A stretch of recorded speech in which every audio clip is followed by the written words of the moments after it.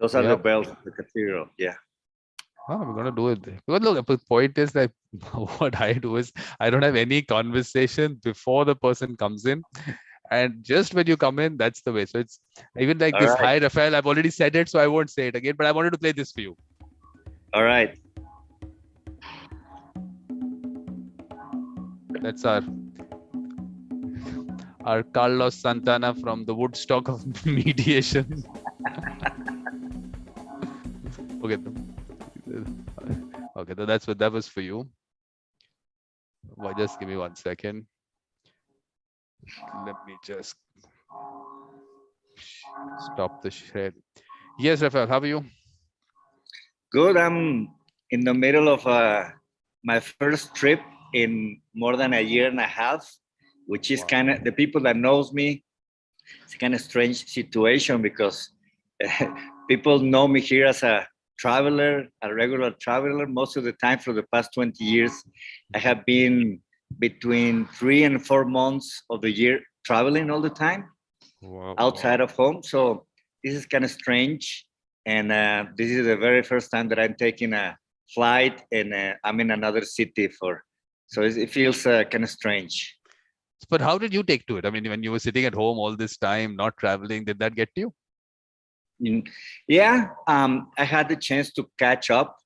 I have, I guess, as many other people during this pandemic, different moments, when you get excited. I got the chance to do many things at home, like do the garden, fix the little door, the little things that are always there waiting for you and you never have time. Well, now guess what? You have all the time in the world to do it, to take trainings, in a way, I became to live this kind of renaissance, to reinvent my work, my trainings, my materials, things that I needed to be done several years ago. But you are always, sitting in your spot, feeling okay, comfortable. So it was, at that point, it was good for me professionally. And thank God, people still is asking for mediation trainings, especially on ODR, because most of the mediators, they do face-to-face mediation, and most of them, they didn't have a clue how to jump from face-to-face to virtual mediation. So I got associated with a well-known mediator from Argentina, Alberto Elizabeski. I guess that he was in your program before. And we work a lot, for a year, with most of the mediators around the country. So I kind of, read what is going on, what are the needs, how things are moving now, trying to be forward or one step ahead, and then see what is next, So at this point, I don't know what is next. It's looking like we're going to start to move. This past week, they have a notice that they're going to open the frontier, the border with the United States, to cross by land. All this time was only possible by plane. So I think there are good signs that this might be, the end or the beginning of something new. So I'm kind of excited. But the good thing is that means you need a break at some point, a little stop, and just see what's around. Sometimes you just forget what is around you and you just move on. So that little break sometimes is a good thing. I think we should keep doing this more often, I think. Well, as it happens in mediation, sometimes when things are not moving, sometimes you need to break, to change, the rhythm, just to make some changes, and maybe that will start to make things to flow again. So in my case, this is not a business trip. I'm here for a friend who will turn 50 tonight. So it's a surprise. I hope he's not watching the show. So I don't want to be the spoiler alert of the day, because his wife is gonna kill me. But yeah, I'm here also with my wife, also, to have some space as a couple to travel. We used to travel a lot in the past. So we're in the beautiful city of Puebla, which is not very far from Mexico City. It's a well-known colonial architectural, as you can see around. Let me give you a little tour around this boutique nice hotel, which is just a few steps from the cathedral. This is like the main hall. This used to be an old house from, I don't know, this block have houses from the year 1580, 15 something, Wow. from the beginning of the colony.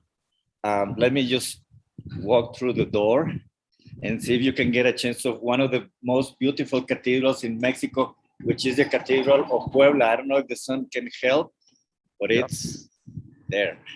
Wow. See? But how big is this city? The city of Puebla, it might be something around a million and something. So it's not one of the largest cities. Mexico City, it is between something on around 20 million people. And then comes my city, Monterrey, which is around 4.5 million, almost 5. And then the city of Guadalajara, where is the tequila and the mariachi coming from. That one we've heard about. That one we've heard quite a lot. Of course. So yes, it's a beautiful place to be. So everything is just on a walking distance. And tonight will be the night to share with a friend. That's something that I've been reflecting a lot in this past year and a half. The value of friends, and because sometimes we can get confused. When one thing is that you have colleagues, but to become a friend, it takes more than just coincidence or be on the same program or the same training.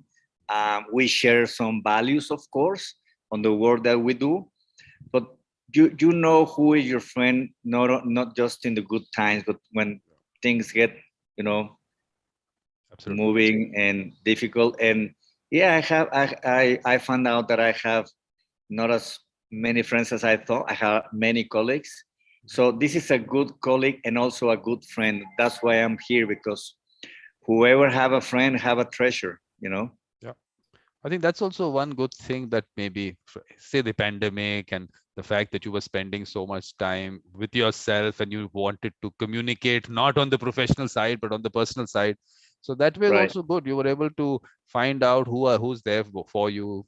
Just maybe just a communication. I mean, not even saying that you want something. It's just a communication, and you talk to the person, all those things.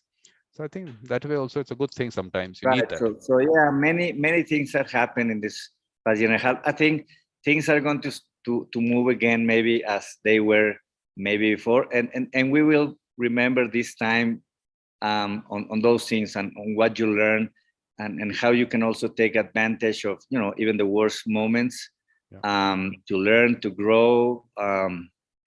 I don't know. I guess I'm getting a little older too.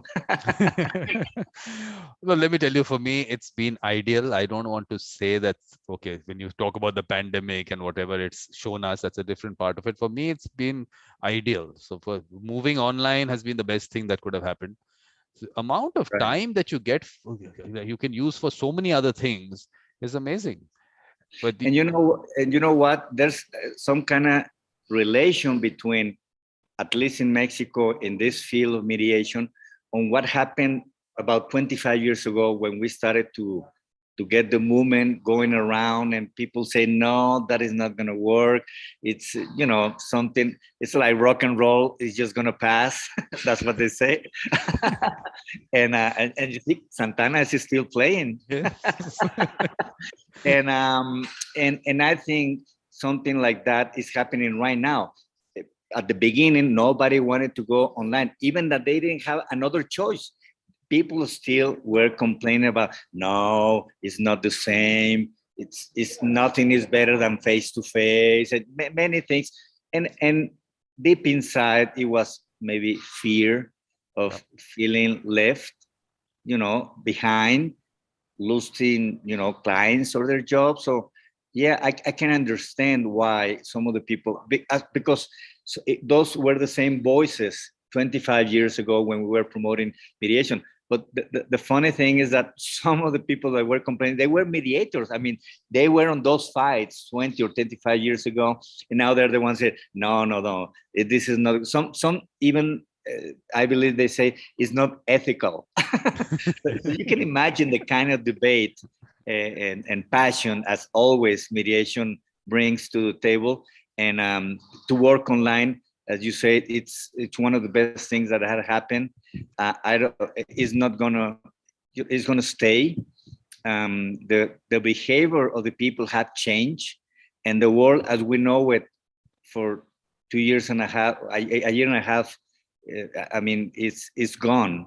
It's not Absolutely. gonna be back again, because we as human beings, we always walk forward. I mean, nobody's thinking right now to throw to the garbage their computer and go back to a typing machine. Exactly. You know what I'm, Exactly. or Exactly. go to live to the caves. Yeah. That's what people don't realize, that you've been upgrading yourself in everything, but something new comes up, you always have resistance. For what reason? Open yourself It's, out. What's the worst that can happen? it's human nature. It's a, I think it's a deep inside mechanism of surviving, and to grab on the things that have been good or Yeah. work for you. Yeah. So it's natural and it's a process. So, but the change of the behavior of the people in the world, I mean, it's not just in Mexico, had changed and is not going back. Yeah. That's what I think. Absolutely. Look, for me, all this that I created, this International Mediators Collective and everything, all happened because of the pandemic. There was so much time to do all that.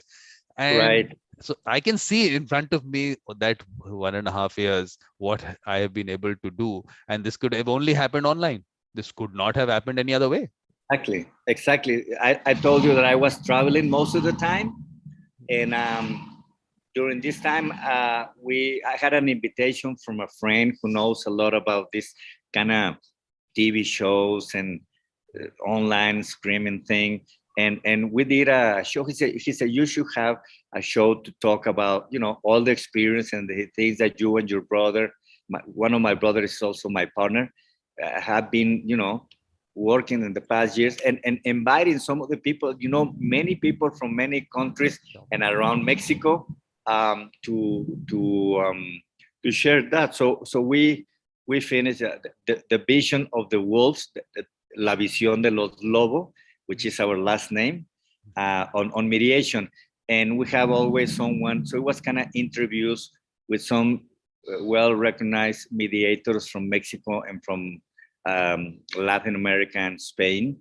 And we did that for 3 seasons. Wow.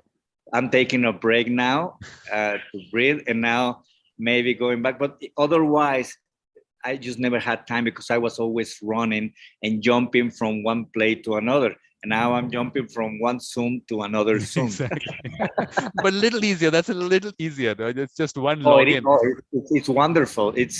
I don't have to get up at 4 in the morning to catch a plane that's between 6 and 7 and to travel like an hour and a half or so. I mean, you miss. It's just a big waste. It just we just didn't realize, and it was just so normal to do that. And if somebody have a meeting, say, well, why you don't come tomorrow? Take a plane, and without thinking of what it takes really on effort, time, and money. And I think the working field around is moving on that direction, not on the time that you are there sitting from 9 to 5 from Monday to Friday, but on the delivery of products, on results. So in some countries like Latin American countries, that is a big change on working culture, and there is going to be many problems at this point. At this moment in Mexico, most of the schools are going back fully, and there are some teachers that they don't want to go back because they say, I don't feel now safe. I don't, my kids are still very young and they haven't been they don't have the vaccine. and I don't want to take something and bring it home. So there are still many things. I mean, to go back is going to take still some time, a lot of work, and I think that's where our field have much to do and to help, and not just mediation, just to facilitate process, to provide the use of dialogue circles or peace circles or restorative practices or many other things. I mean, you don't have to have a conflict to talk. You can just sit there and have someone to help you to go through to go back and not like saying, well, welcome back to school, and not talk about anything, like it just didn't happen, like from one day to another, because many things happen. Um, people die, people lost relatives, people lost their jobs, their income, everything. Actually, I was a little sad last night because the hotel where I used to stay when I come to the city, it's closed after many years because I guess they just broke without tourists, without people traveling. So yeah, there's a lot of things to talk about, and I think people who's been trained as we are, we have much to do and to provide those services and to help people to go back to work, to schools, and just to talk on what happened, to take it out of your system. And it's going to take a process. And yeah, I cannot see a better time to be a mediator than exactly now. exactly. But the only thing is now that we have to make internet connectivity a basic human right, because It we need is. yeah, It is, and sadly, in still in many countries, it's so difficult. I have good colleagues from the World Bank and the United Nations, where I also provide my services. That they have really, really tough and difficult moments. And I'm not saying at home, at offices, at workplaces. Um, in this case, Mexico is a country who have between something of 120 million population, not as big as India, but it's good. Yeah. It's a big size in Latin America, maybe a little behind on Brazil, but and the US, which is the US, they have like 400 300 million. something, yeah, 300 Yes. something million. And the statistics say that one of every two houses in Mexico, they have some kind of internet connection, which is not, I don't think that bad for, compared to other developing countries as Mexico is.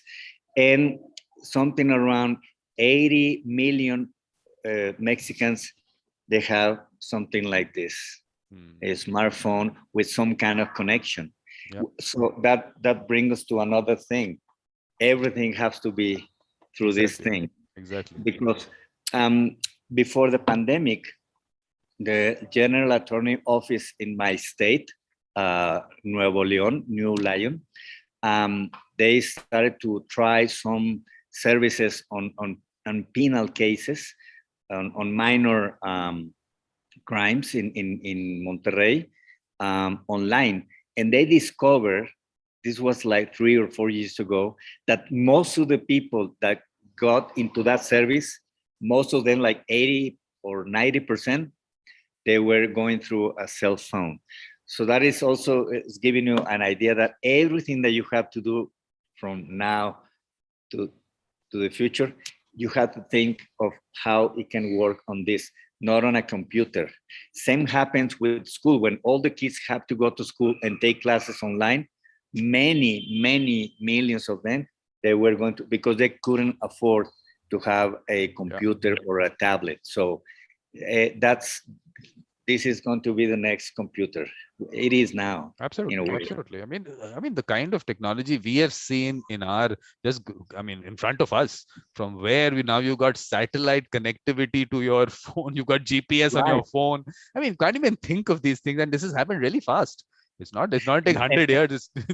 And I just changed mine a couple of weeks ago, and it's just growing and growing. I need a larger hands to grab it next time. But it's amazing. I mean, how things can change. You can't even, I mean, you can't not even imagine. I mean, I would say what, 20 years back, 25 years back, to even think that Well, what we are looking at today.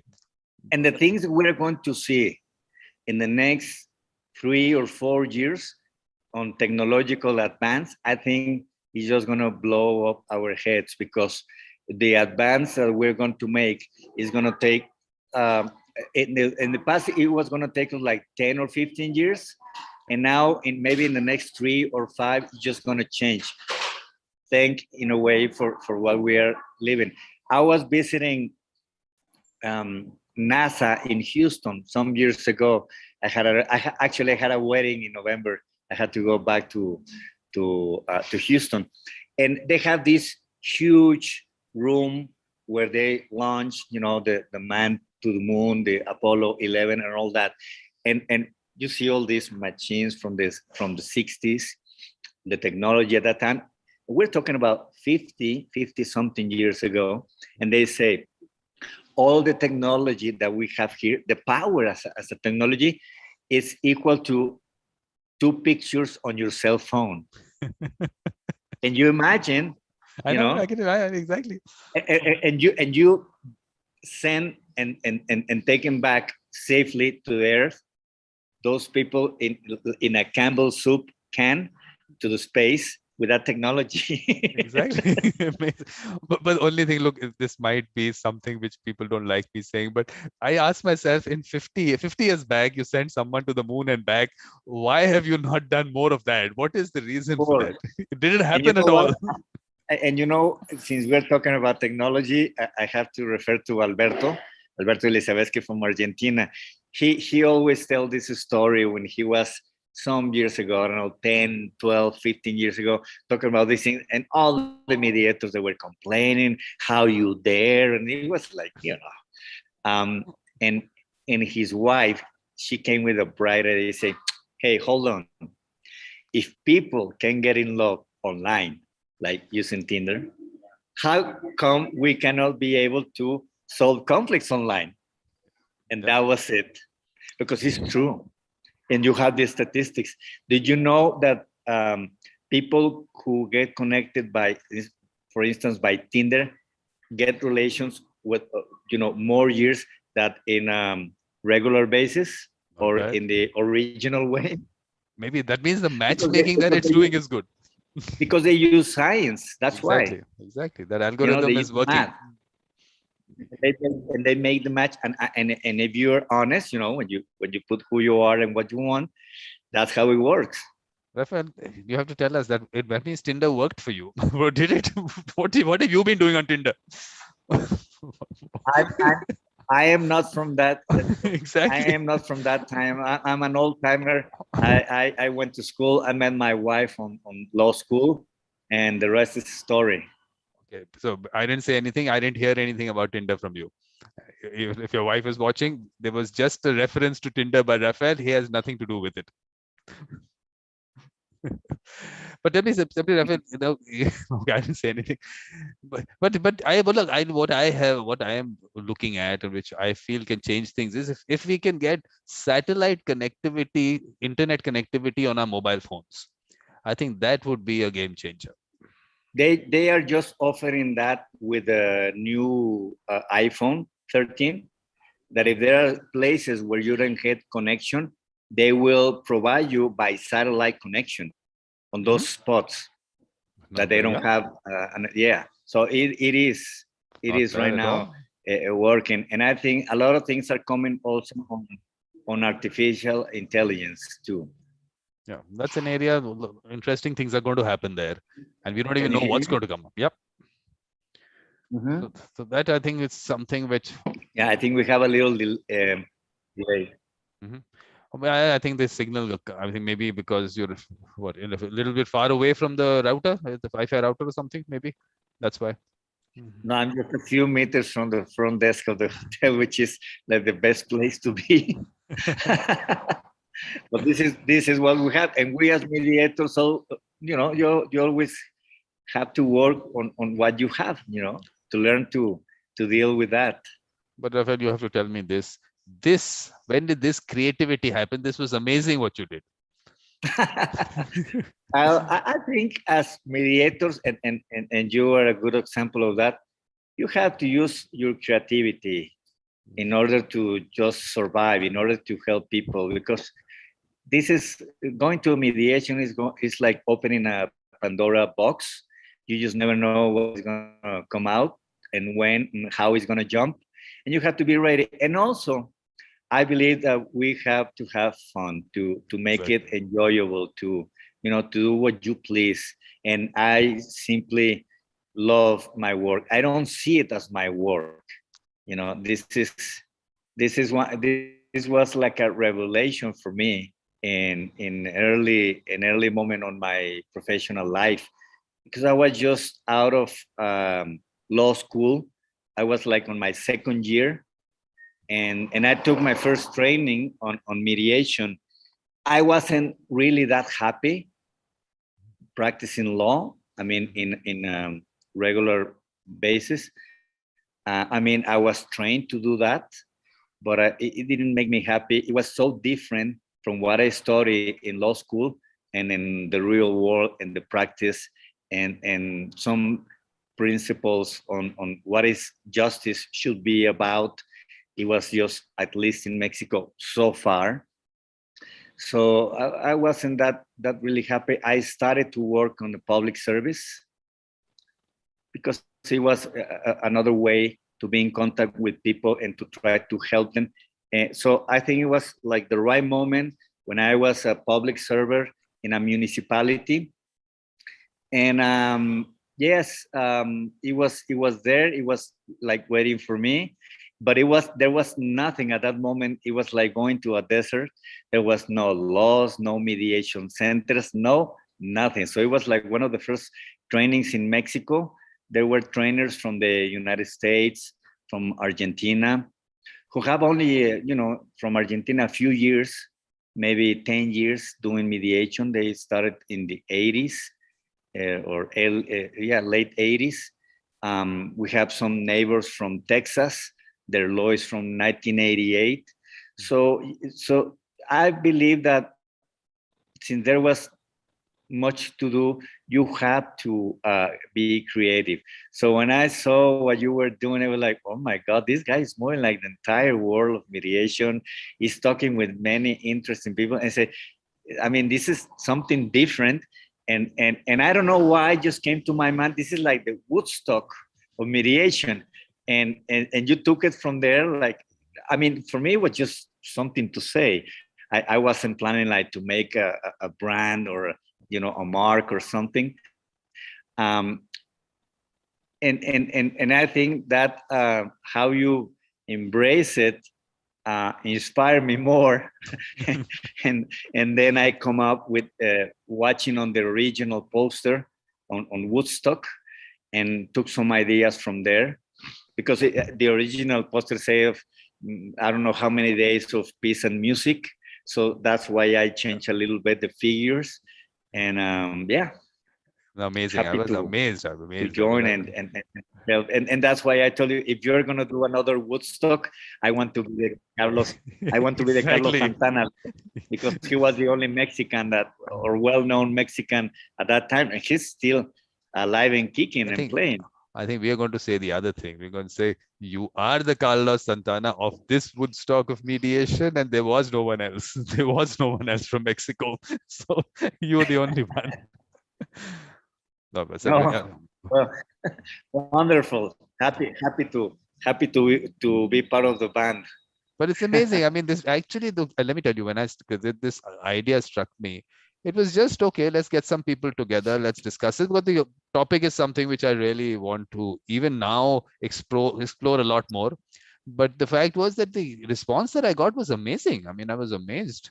The kind of response. I mean, I could not believe that I had to, from August, make it August and September, and the number of sessions. I mean, it was great fun. It was great fun. I mean, just lovely people, wonderful conversations. I just loved it. And I think it tells that there's a need of these spaces, and also it's not easy, because at some point everybody was just like, tired of many Zooms and many webinars. I mean, webinar became like a new word for everyone.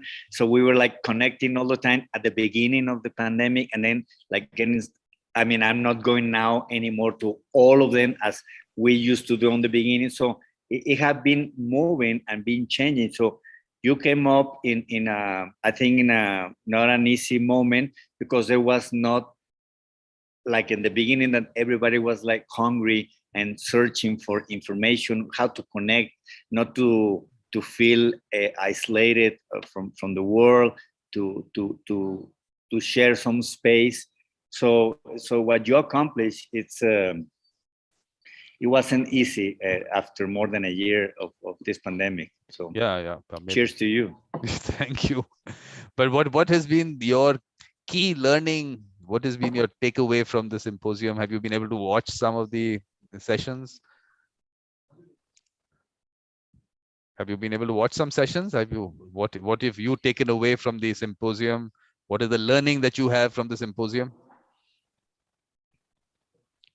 Oh, you can't hear me?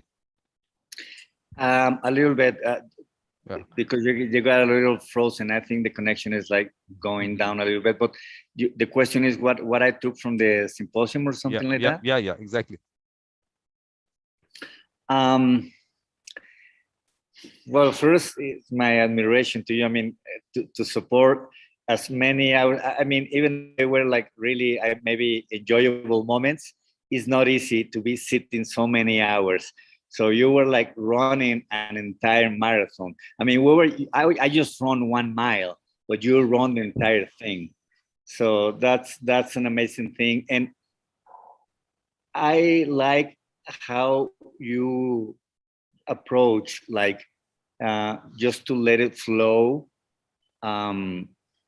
to play by note, not to go more forward, just let yourself to be surprised and see what is happening, what can we do with that. Just as mediation is, I think, part of the success of what you're doing, not just on the symposium, because you have some other formats as this that you have, talking with beautiful minds, or talking with experts. So if we talk in a marketing way, the brands that you're using are they get to the people, and I like it. Maybe not all the lawyers like it, because they like to have everything on advance, to know what is going to happen, how it's going to. So that's why I have some questions at the beginning, because that's what I'm always used to, and I'm like more to today with no preparation at all. Just be yourself and provide whatever you have, and feel very comfortable on doing it. So that's different. Most of the time in the academic field, they get a little more rigid and more formal, more lawyer thing and talk. And mediation is the opposite. Mediation is to get in contact with people, to the human side. How you talk with your friends, that's how you should be talking in a mediation. So I like things, and that's what I like to do in my trainings, to provide whatever I do, to make it as similar as I can to what is the mediation process, the mediation culture, the mediation philosophy. So it becomes a part of your life after a while, not by training, but by believing on the principles of this movement. And those are some of the things that I'm taking from. Actually, I'm taking some ideas maybe for my next show, my 4th season. To change the format, and yes, I think we always need to come with something different. People is expecting something different. There are many webinars and many other mediators doing some things on connection, and they don't get much response. So it's not easy, because there's, I don't want to say a lot of competition, but a lot of people doing many things at the same time. So people is getting more selective. So yeah, I think you have to change, to look for different ways to make it easy, to make it fun, to have an enjoyable moment, and just to let it flow, to roll the ball. Exactly. No, a lot of people don't even believe me when I tell them that I have guests on this show whom I've never had a conversation with. Of course, with you, you've been in the symposium. At least you've had a conversation with them, with you. With other people, I've never had a conversation with. But it just flows so nicely because it's just that's the way. Like I said, like you said, that's the way the profession is supposed to be. You have to take it from there, and everyone has to be comfortable right from the first moment. So that I Right. think. And I think also that works because we share this universe of mediation, these universal principles of mediation. And I have that experience only once in my life. I was on the Boy Scout movement for 22 years on my life, on my youth, when I was a kid. And I had the chance to travel around the country and travel to the United States, to Europe, but with the Boy Scouts. And it was the first time on an early age that I learned what it's more than friendship. When you share some values, universal values, as the scouting movement have, it was amazing how you can get connect so fast and see as brothers in some kind of brotherhood as the scout movement is in the world. And even though we have different uniforms, different color of skin, different beliefs, different nationalities, many things in different, but one thing in common, and we can get connected there like this. And I think that happens too with mediation. This is the second time in my life where I feel that. I had that experience in the past with the Boy Scouts, and now on mediation, when I've met a mediator from around the country or other places in the world, we can get connect so easy and have this kind of brotherhood thing around on sharing these universal values of mediation. Yeah. Well, I keep saying that it's not just being a mediator, having that mediator mindset. Anyone who has that mindset, that connection happens very nicely because there are shared values, like you said, the shared values, the way you look at life, look at a lot of things, a lot of common aspects will come out from that. So, but that was Right. look, Rafael, the whole idea behind these series, the shows that I do, there was I mean, it's a thought about thing that the evolution of a mediator is for putting out that mediators are not made in 40-hour factories. They're made through life and circumstances, experiences, and then they are where they are.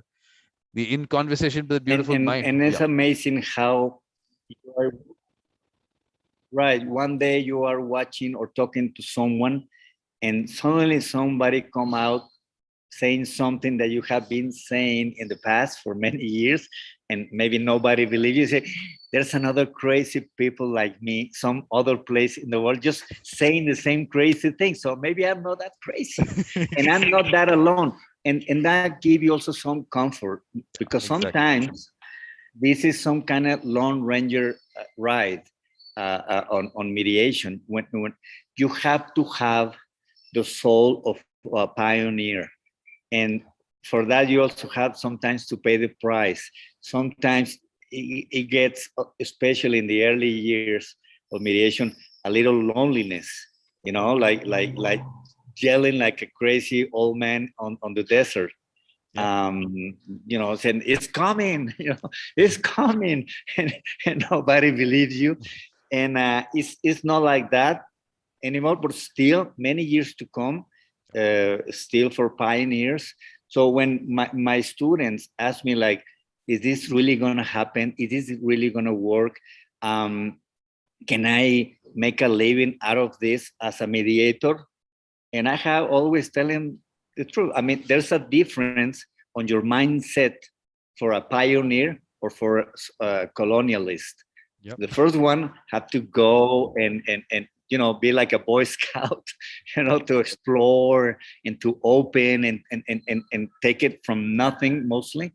and then the others who are waiting for you to settle and then to come and build the city, you know. So those are two different moments and two different mindsets, and what it takes to be a pioneer, you know, is sometimes you have to suffer. I mean, I don't know how I have. So, but maybe maybe this is a new name for a new program of you, like for pioneers, like how to be a private mediator and not to die on the way. I think somebody wrote a book in Spain with that name, how to become a private mediator and not to die on the attempt, you know, because it's true, it's difficult, because at the beginning it's easier when it comes to public policy, and they start to make laws and they start to open mediation centers on the core systems and the public services for community mediation and many things, but those are employees. Yeah. And there's a different mindset too for an employer, that to be to have an enterprise, to be someone who is a businessman, because you have to have that mindset as a businessman, to take risk, to invest, to, you know, to be some kind of daredevil and jump with your motorcycle on the air and think that you're gonna land safely to the other side. But once you are flying, it's like, oh my God, am I gonna make it? You know, so and I'm maybe in the last years of the most difficult economical moment for a parent, which is paying universities. And it takes a lot of money to pay private universities in this country. And I haven't had a paycheck in the past 20 years, and I'm still here. I cannot complain. I cannot say that everything has been fine, easy, and smooth. There's been some jumping moments that you say, maybe I should go back and find a regular job like everybody else, and say, no, I found it. This is for me, and is maybe one of the most clear moments on my life that I ever had. That this is for me. That I'm good on it, and this is what I came to this planet. That's what I believe, and it was so strong at the moment, and it still is, even in the difficult moments when you start to make some questions like, should I go or do that? What is going to happen in the next year when I get more older? I'm just going to turn 54. I'm not that old, of course, but in 10 or 15 more years, I will. And how, you know, I can be managing, and if I will be able still to traveling a lot, to be spending so many hours in front of a class or sitting in a computer. So sometimes those things comes to your mind. I mean, we all have our own devils on our head, and sometimes they get, you know, crazy and fly around. And so, yeah, how to be a mediator and not to die on the way. I think that should be another conversation in a show, because I have heard these stories from many other colleagues around the world on the difficulties, how they get rejected. I have a good friend in Serbia who was also, by promoting mediation, he was kicked out of the law bar of the state for that. Wow. Can you imagine that? Amazing. I mean, this is crazy stuff. Because I'm telling you, this is actually, look, for me, through the symposium also, this is exactly, I've been very vocal about this aspect, that we want people to practice as full-time mediators. And Constantia from Brazil, her statement, I keep repeating it. She said, in my lifetime, I want to see that I can practice only as a mediator. So there's so many people out there who want to do this. So that's why I am very clear that there are certain things we have to be able to collectively or individually, we have to put out into the system that, look, this court system and the way mediation is going there is not good for it. I really don't think it's in the right direction at all. But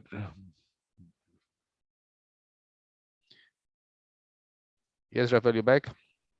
Yes, I'm back, and I'm switching to my cell phone because something is happening with the hotel connectivity. So I'm have a better speed now because we have some kind of delay, and sometimes you got frozen or I got frozen. So let's hope the rest of the conversation will go better with my connection from my cell phone. Okay, so it's not connected to the phone? You connected Yes. now? Okay.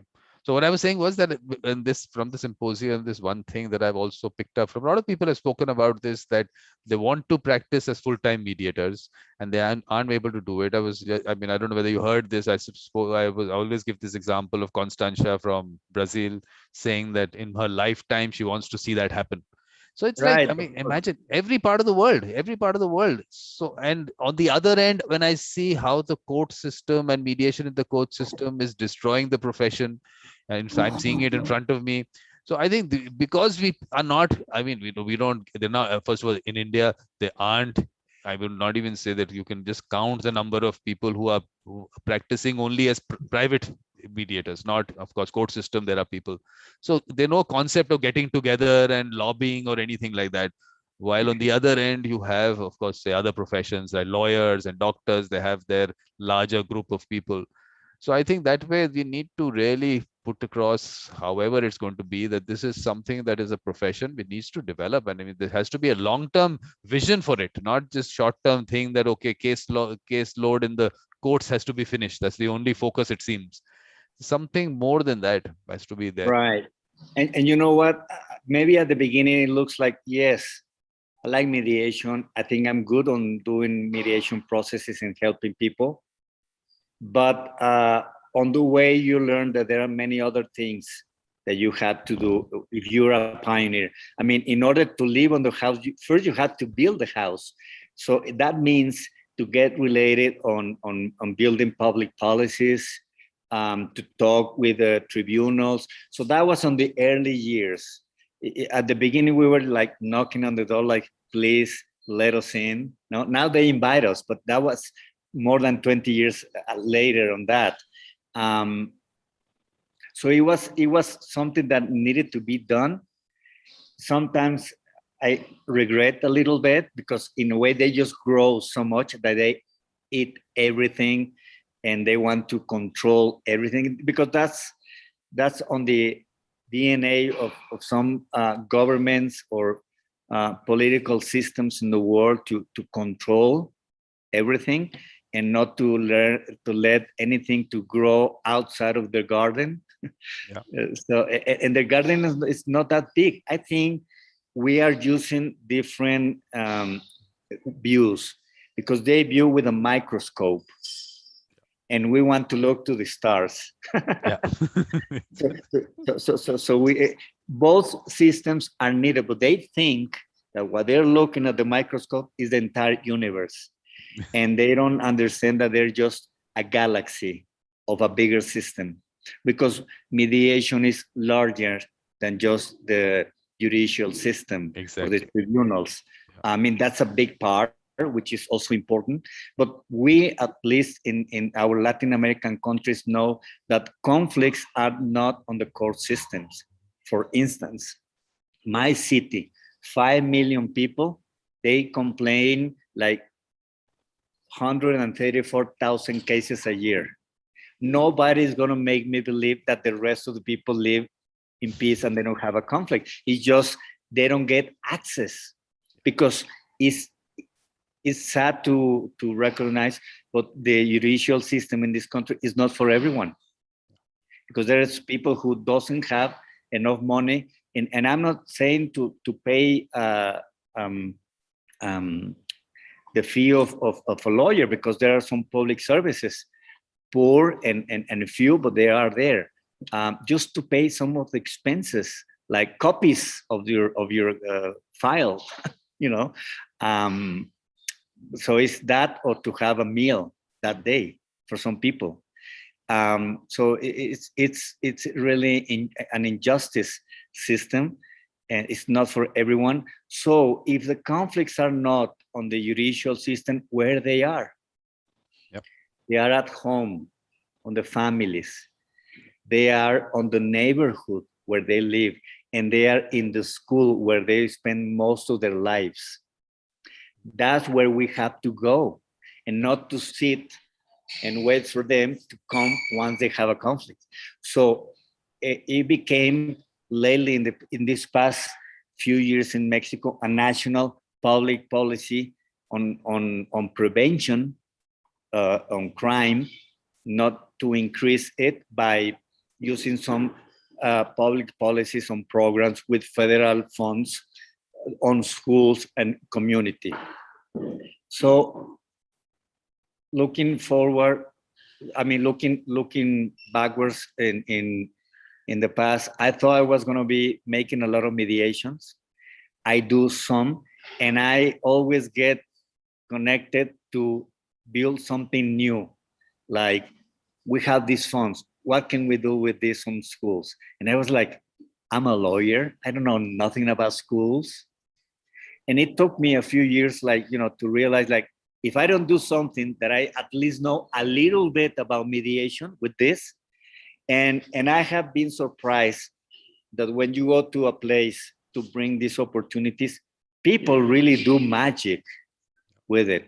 Teachers, fathers, mothers, families.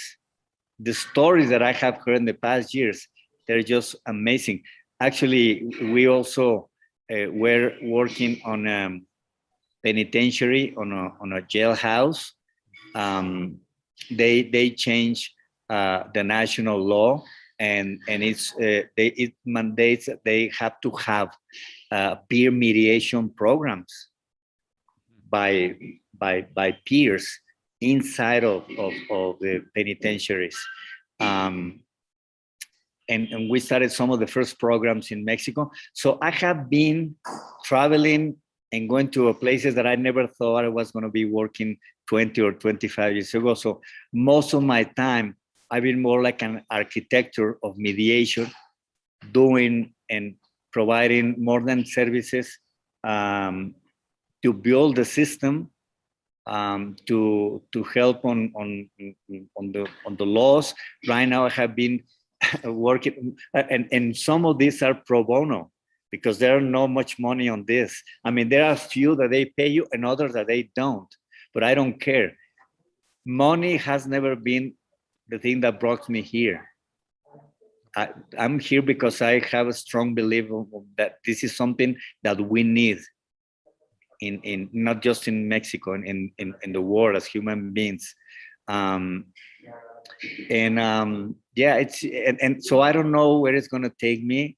So every time it just surprised me. I have invitations from many places to start different things, different programs in new places like schools, communities, a penitentiary, and maybe working in a penitentiary. I mean, working with kids is the best.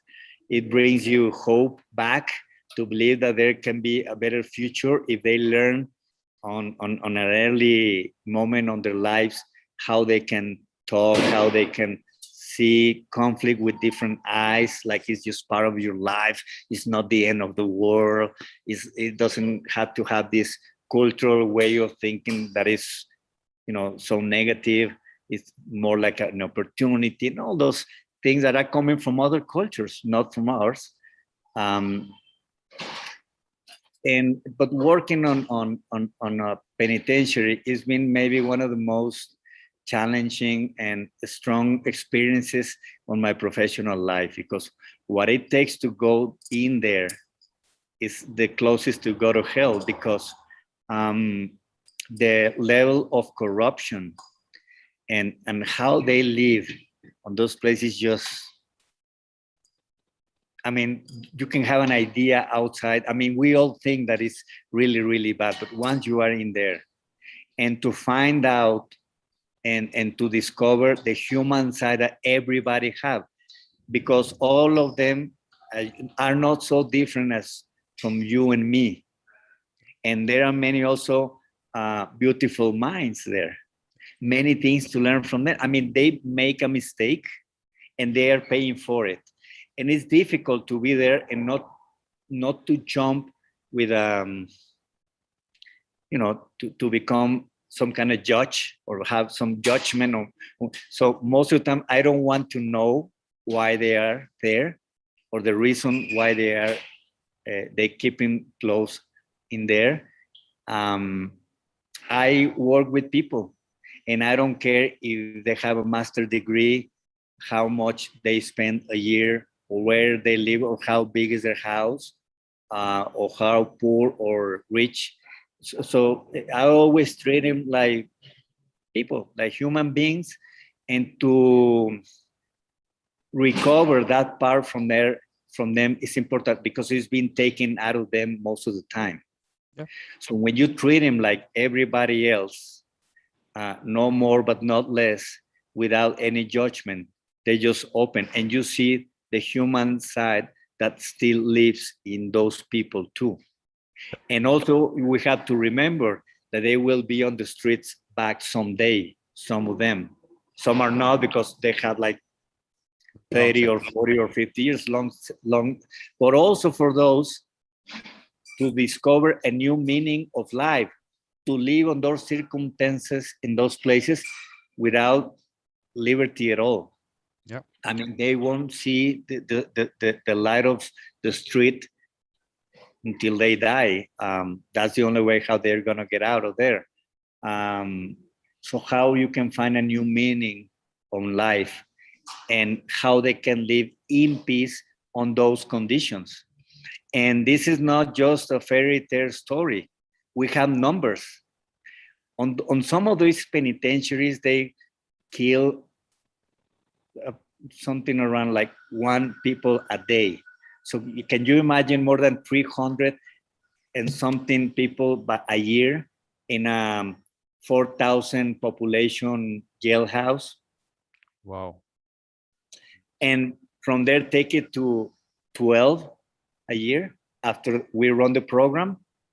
Mm-hmm. So it's something interesting that we need to look back and see, because people is telling us how they are bringing peace to that difficult environment with everything against them. They made a big mistake, and that's why they are there, but they are paying every day. And maybe they were offenders, but now they are systematically a victim by the state and by society. So I never thought I was going to be doing something like that. If you asked me 20 years ago or more, so I don't know what I'm going to be doing in the next years.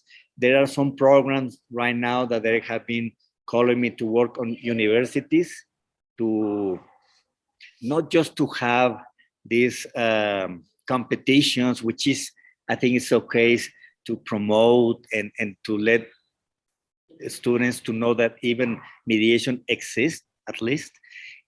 But also to, since I think the way that mediation is turning around the world, and Mexico won't be the exception, we are turning in the next years to a mandatory system. Right now, we just did on labor cases. Labor cases, they over a year, they have turned from voluntary system of conciliation now going to mandatory. And in the first year, they have solved something in between 70 and 80% of all cases, which is good news for the tribunals, that from the 100%, they will take 20 or 30%. That's what it's about. So I think that is going to move to the other cases, family, civil, commercial cases.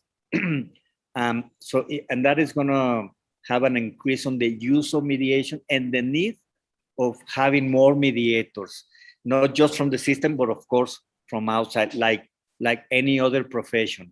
Like when you have lawyers from the state, and you have the private practice of law, or you have medics, or you have a public and private service on schools or hospitals. So it have to have a balance on the state between public and private services. Right now, at least in Mexico, there are very few private mediators, or at least that live 100% doing mediation. So most of them are lawyers or go from the social sciences, such as psychologists or others, but it's like a second activity, and their main activity remains to be lawyers or other things.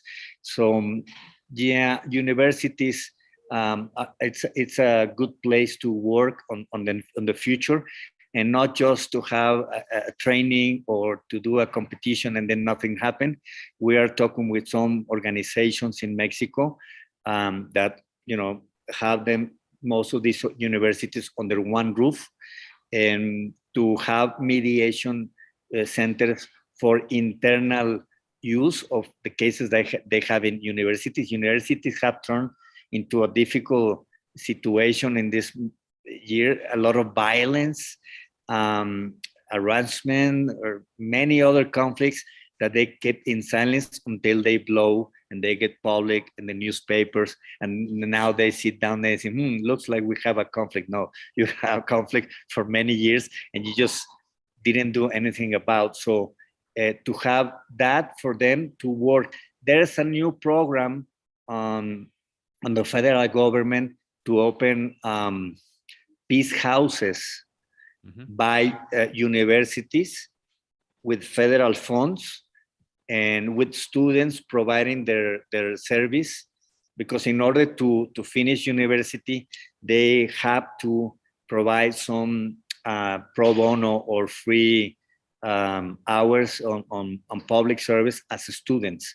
So I think that is something that is going to grow, and because they are not the future. Those kids are the present, and they are in 5 minutes to take, you know, the wheels of this country. So as soon as we can get them to running in these things, the movement is going to grow and move forward faster, I think. Yeah. So the one thing that's come out from whatever you said is that you have that full mediator mindset. Everything that you said about the way you go about it. Every day, I just think on mediation every day. Every day. I go to sleep, I eat mediation, I sleep, I dream on mediation, but I make it happen. You know, you have to be a dream maker. You have to land the ideas to the ground. And that have provided me a great experience. So it's not just to have an idea, it's a good start. But people sometimes get and sit in a good idea and do nothing about, or they don't have the punch to move forward and start to walk, you know, on that direction, and, you know, to be ready for the obstacles and the opposition and all that, and never to take your fist down. You know, you have to, you cannot allow. I mean, we always have a black day, you know, when you feel sometimes like, it didn't work, or I didn't have the support, or I have somebody working against mediation, but it's part of the thing, and you have to learn how be what's the word, resilient, right? Yeah. I mean, if you it's like riding a bicycle, you know. Just at the beginning it's not that easy, and you're gonna fall more than once, but every time you got to get up and jump on your bicycle again and keep riding. But the main thing is that all this experience that you have picked up in all these years is required in a lot of countries. So please don't keep it only in Mexico. Please, we need it outside also. There is a lot of work that you have to do. Well, I think this is it's like bringing the gospel of mediation,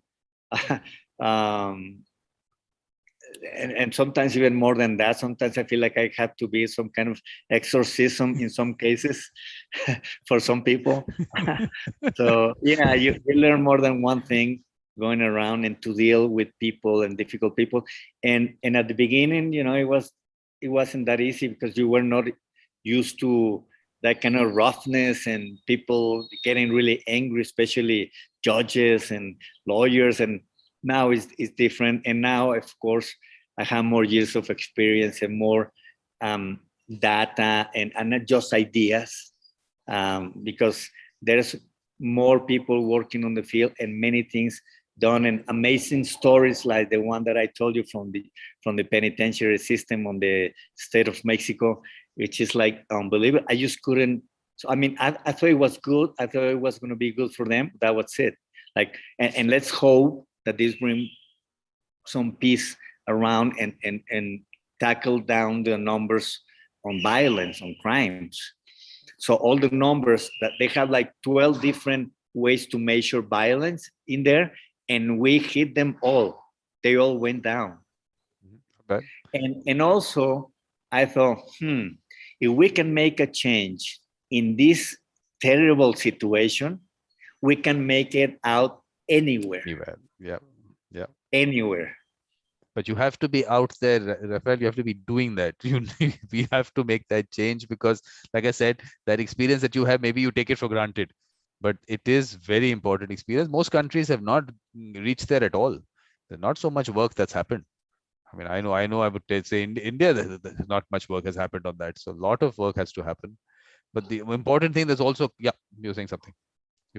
Yeah, and as you said, I think it's important to have this mediator mindset.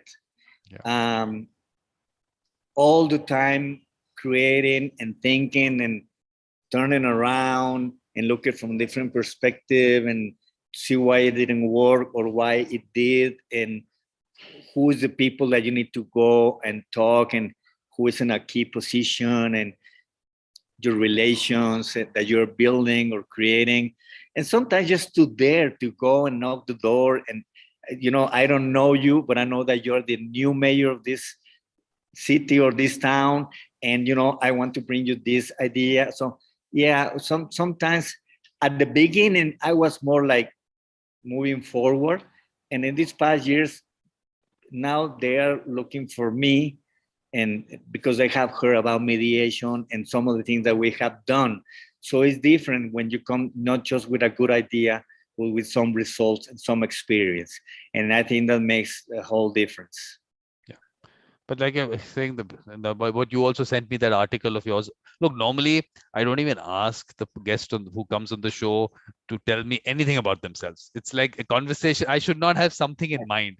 But you sent me that article, and the fact that you said that you went for this your brother went for this training, and it changed his way of looking at things, and then you went for that training.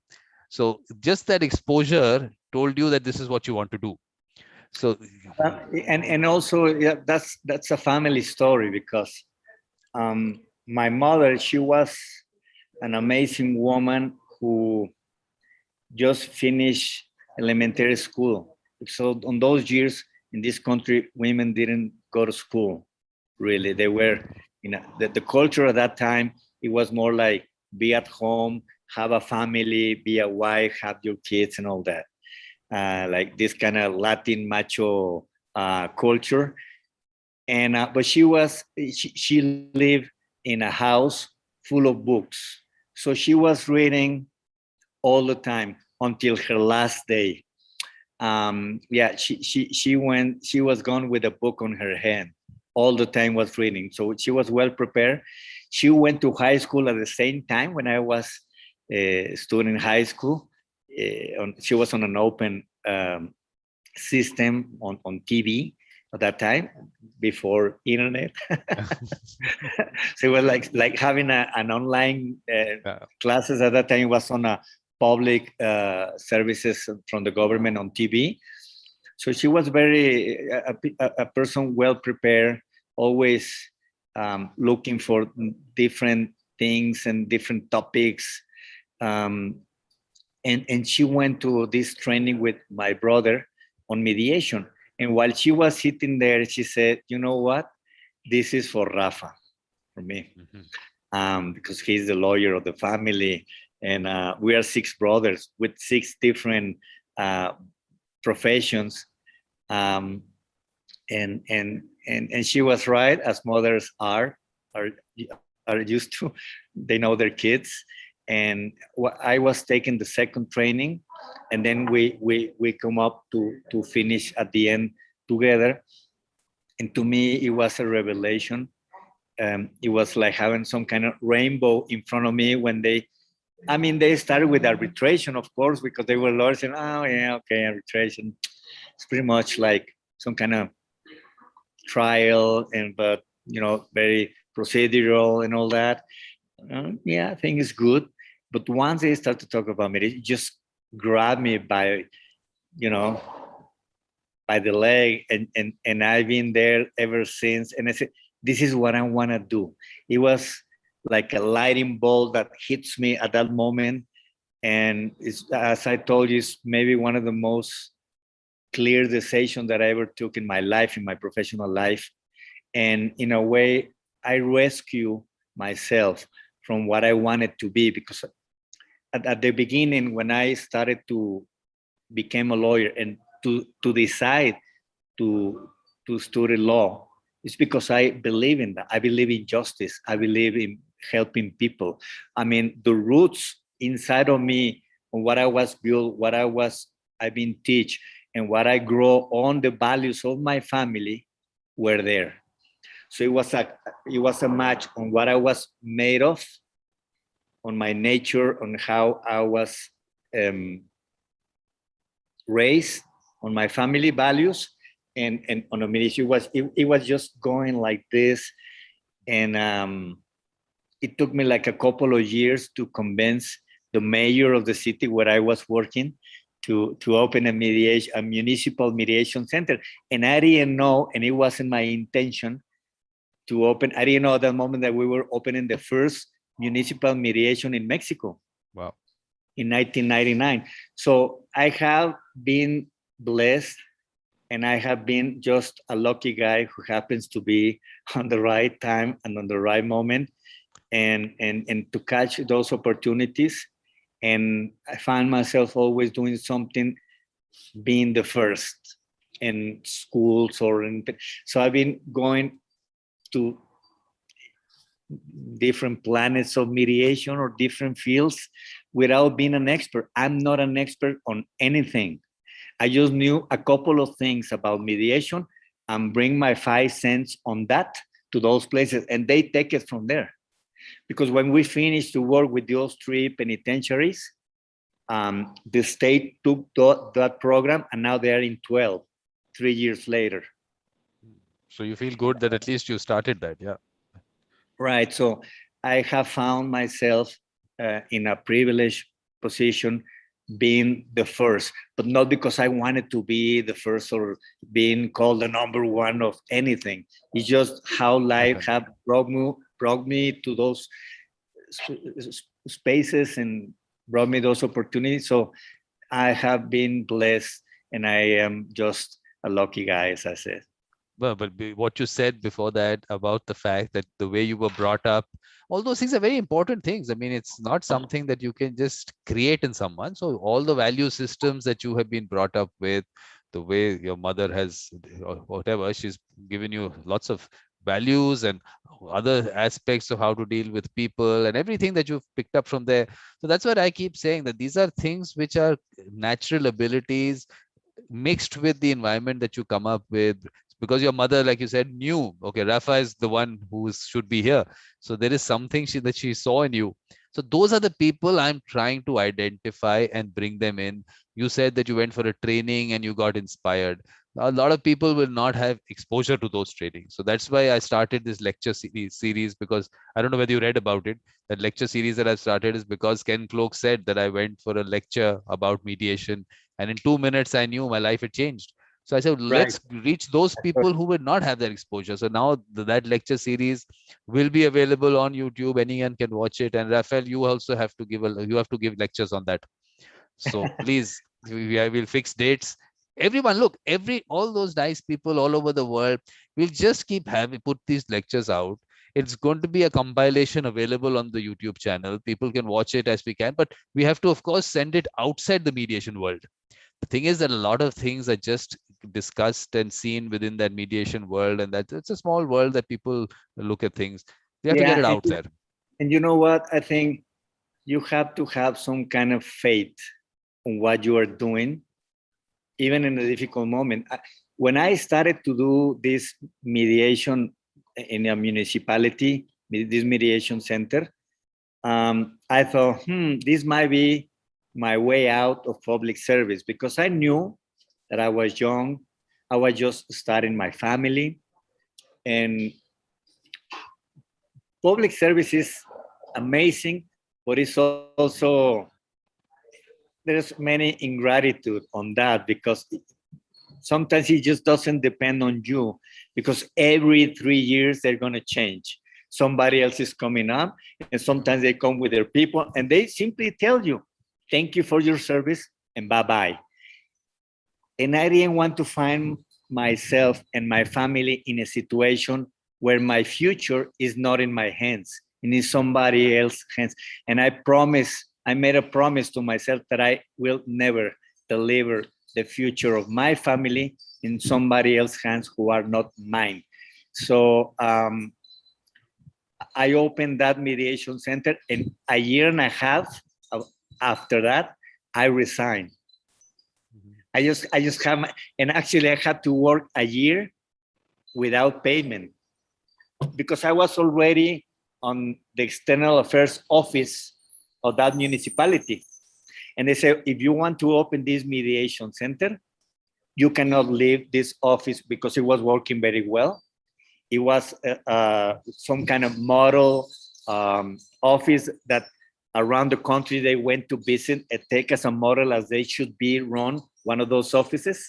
So they didn't want me to leave that and say, can you do both? It was like a challenge. He said, yeah, of course. And then say, and you're not going to get any increase. So I worked for a year on the municipality for the mediation center, part-time there and part-time in the other one, getting paid the same. Of course, I have some inspiration on getting paid a little more, because I just got married, and you want to have a better income.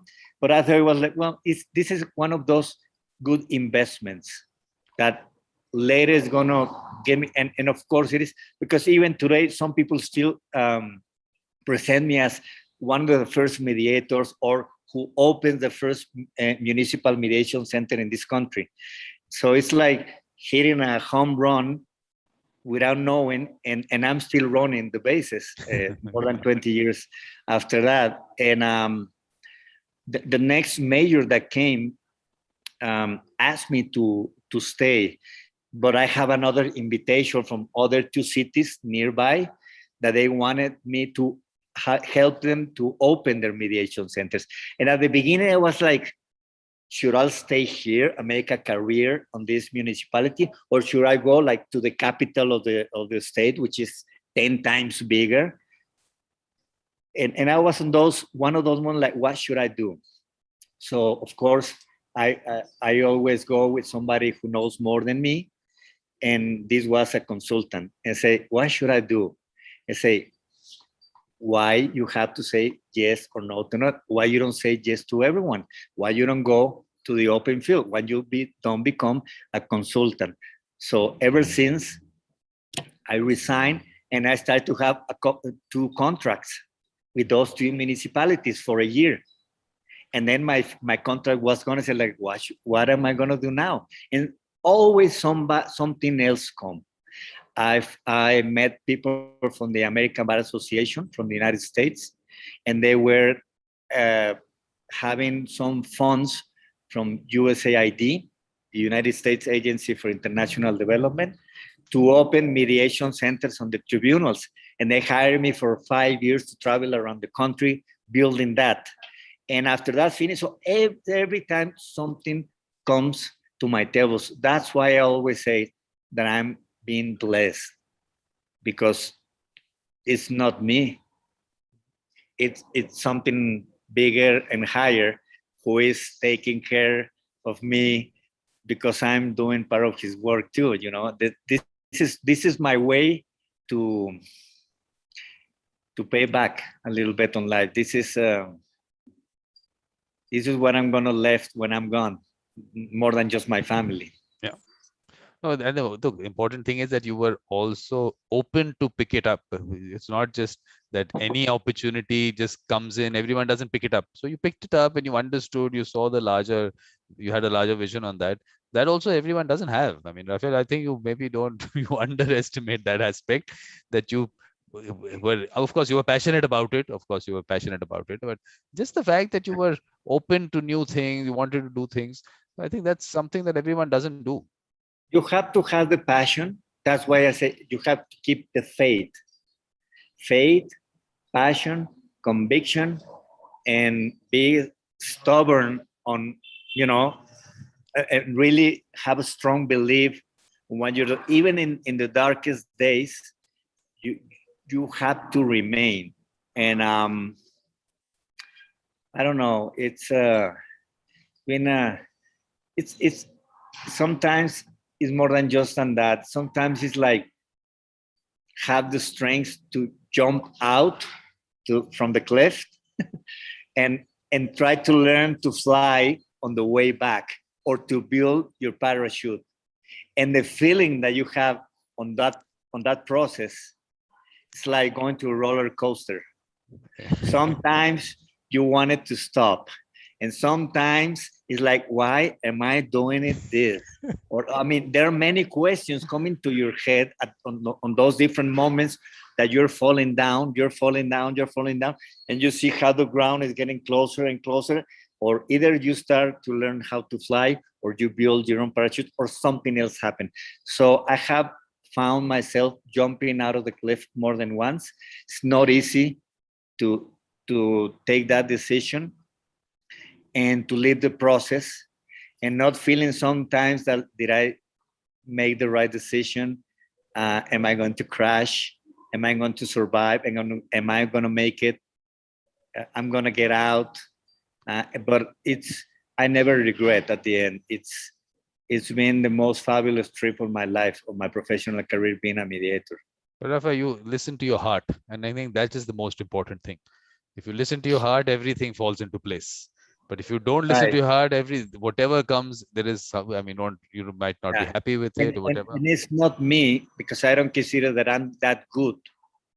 I think I'm doing okay, but as I always said, there's something else or somebody else watching for me, because there's no other explanation. It's not that I'm that good, or I happen to be always on the right place, on the right moment, and try to make the best decisions. Of course, I make my mistakes like anybody else, learn from there, and start over more than once. Sometimes you have to present 20 times a project in order to get one or two of those. And you know, and to keep moving and to keep going, and never get tired of knocking on the doors and bringing the gospel of mediation to whoever wants to listen, and open spaces. I think important thing is, Rafael, you're a good human being. And once you're a good human being, everything falls into place. I think a good human being following his heart, everything will happen. I think all doors will open, everything will happen. I think those two things have to just go together. Everything will fall around it. But tell me, Rafael, in these jails there, are there people who, I mean, who might be innocent? They're just waiting for whatever the trial is happening. So do they spend lots of years there before the trial comes up? What is the situation there? A trial in Mexico. Actually, I was reading this week that we went down as a judicial system in the world 13 positions down from last year in Mexico. So we're like in 113 from 136 countries. Wow, where do we fall? I'll have to look at that also. So it's really, I mean, compared to countries like Maui, or I don't know. I will send you the table, but it's really an opportunity for them to change that. In this country, it will take you something in between 2 or 3 years to go to the final, to a sentence, which I know that is not as bad as in other countries, but still it's a lot of time. And the amount of money that it costs you. There's the state of Jalisco where the capital city is Guadalajara, mariachis, tequila. They have measured that the cost for the state of one trial, it's something in between 33,000 pesos. And so if $1 is 20 pesos, just make the math, and it's like $1,500 Yeah. for the state. And if you go to a mediation, it's like 3,000 pesos. From 33,000 to 3,000. Yeah. The cost for the state.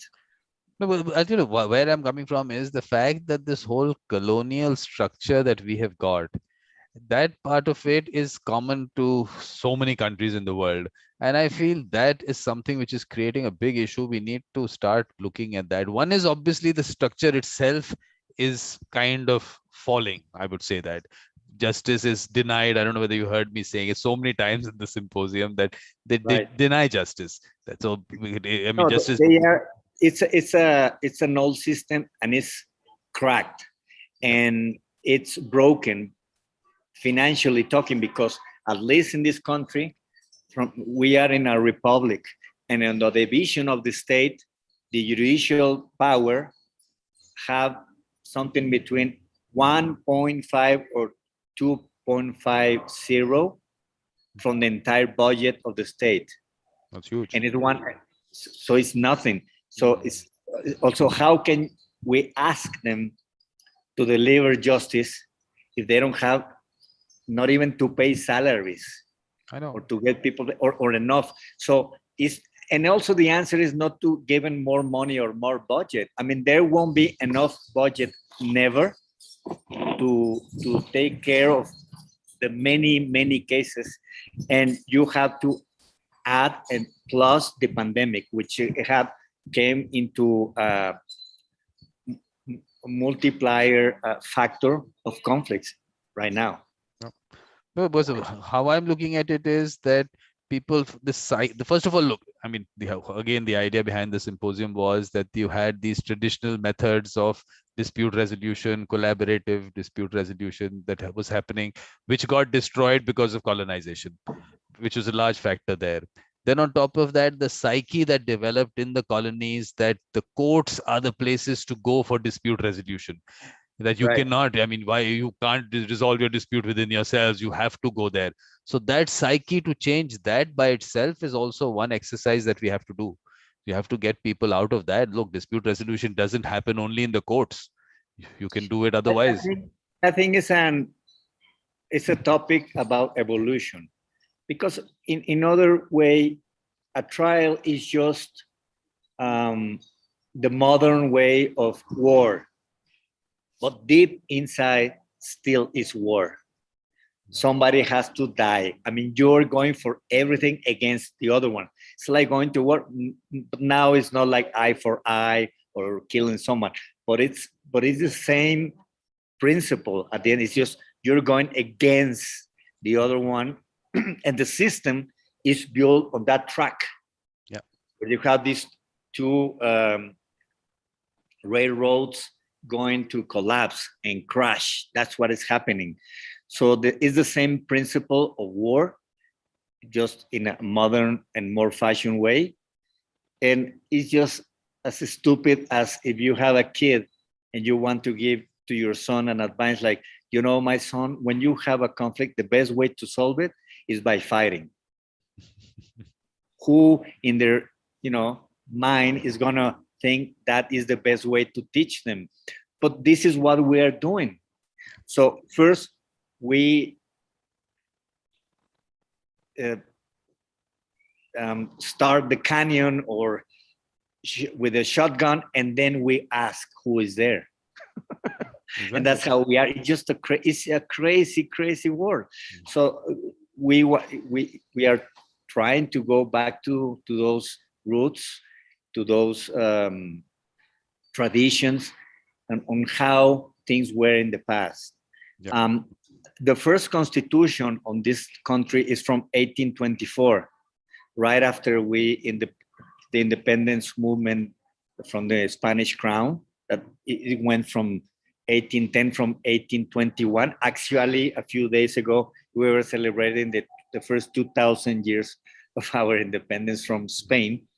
And our first constitution, it had this mandatory conciliation before going to a trial. It was there. And something happened that it was left over on our second constitution on 1857. And after the Mexican Revolution, and the third constitution that we have from 1917, everything went on that direction. Everything had to go. Every time you have a conflict, the state should be the one who take care and tells you what to do. Yeah. And teach us that this is like your big father, yeah. who thinks for you and tell you when to think and what to think and control the lives of everyone. Yeah. So that conditioning that has happened we have to get people out of that by itself. That is one full exercise to be able to bring that to them, because if over the years, generation after generation has been brought up under that kind of an understanding or those kind of things. And to change that mind, that set of mind, it's going to take some time, because we're talking more than 100 years of that way of thinking. But as the system is collapsing and falling apart, there's not much they can do more than just recognize that they're in a deep crisis, not just in Mexico, and they need to do something before people is going to take justice on their own hands. No, Rafael, what I've been saying is that that system is collapsing. What they have found is some easy route for themselves, that go for mediation, mandatory mediation and everything, diverting the attention from themselves. That reform, I don't know how much Mexico is reformed. That reform does not happen there internally in the court system. Look at that. I keep saying, just look at that, do things there. And which is also, I mean, I think it's good if we help that system. But we have to remember, the tribunals is a galaxy, is not the entire universe. Not all the world can live or stay in a tribunal. It is just a small fraction of society. So where is the rest? And I think that we did okay in these past 20 years on promoting the use of mediation on court systems. And right now it's, I think, like the second wave for me in Mexico on mediation. And now it's not there. It should be what I call a social approach on mediation. As I said, to the families, to the community, and to the schools. That's where we should be working. No, the thing is that the focus on the aspect of mediation and how important it is, perfectly. We keep talking about that. For me, my focus is the mediator. For me, that mediator has to be compensated really well, because this is a special person. If there's someone who's helping you resolve a dispute, and that's a special person. Now that person is getting left out in this entire exercise. Focus is on how can we remove the backlog in cases. Totally. The fact is that the courts, like I've been saying, that the courts have to give it free to the people, because they came to you for something else. You can't do your job. You're sending them to another process. Then how can you tell them to pay for it? So definitely it'll always be state funded. If it is state funded, are you going to be able to compensate those individuals who are everything is around them? I think someone is losing sight of that the mediator is an important part of the mediation process. So that person has to be looked at as someone, like I said, special. So I think that part of it is not happening. And what is really happening is that there are a lot of one of the things that we always have to learn is, of course, how we can provide our services, any professional service.